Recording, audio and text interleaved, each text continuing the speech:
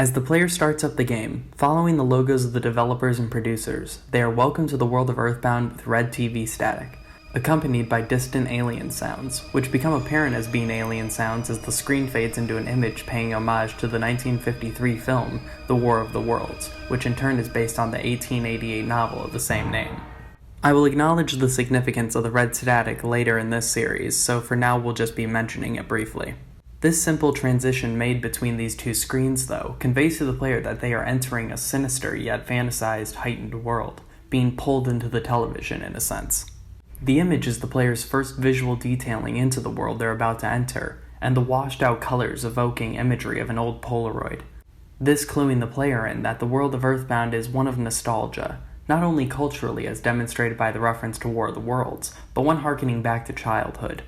Though this is elaborated on and made much more clear later, this palette choice attempts to make the player think of their own memories, ones that a kid in the mid-1990s when the game came out would only be documented through Polaroids most likely. This is also demonstrated through the image's use of classic cars and an old-school-looking city as its setting. Additionally, the use of bended letterboxing visually conveys that this world, while nostalgic, is also one that is distorted, and clues the player in that it's also a weird one that will challenge and even question reality.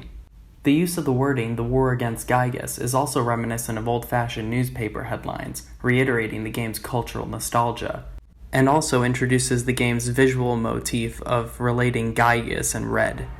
Following the sinister alien sounds, the sky in the image flashes white several times, indicating that the world inside the cartridge is coming to life, the color white often throughout the game enveloping the screen to convey thematic elements of awakening, or something grand or significant happening.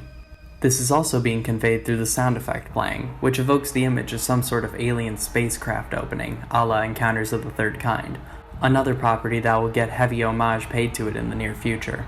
The screen then fades to black, indicating it's time for the game to start, the lights coming down in a sense, like when a play or a film is starting.